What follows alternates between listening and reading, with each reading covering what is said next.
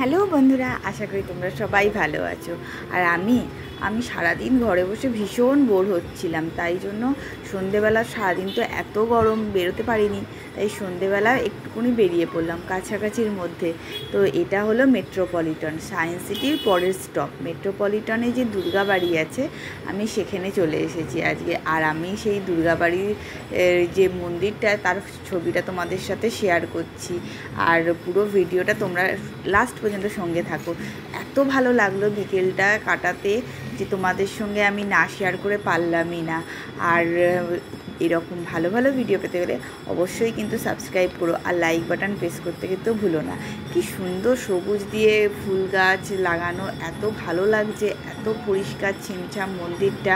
আমি first time এলাম metropolitan Durgabari. আমার তো বেশ ভালো লাগছে বাইরে থেকেই। তো মন্দিরটা আমি দর্শন করব, তার সাথে আমি তোমাদেরকেও একসঙ্গে দর্শন করাবো। আর এই হচ্ছে জুতো খোলার জায়গা, এখানে সবাই আমরা গিয়ে একে একে জুতো খুলে মন্দিরে প্রবেশ করবো। আর এই মন্দিরটা না অনেকটা পদ্ম ফুলের স্টাইলে তৈরি। তো পুরো মন্দিরের থিমটাই হলো পদ্ম ফুল। তো মন্দিরটা তো আমার তো বেশ ভালো লাগছে বাইরে থেকেই।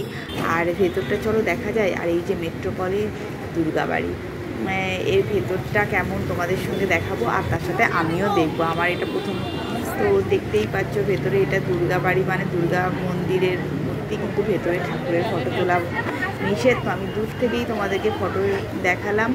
আর এর পাশে রয়েছে আর একটা মন্দির, অনেকগুলো মন্দির অ্যাকচুয়ালি এখানে রয়েছে।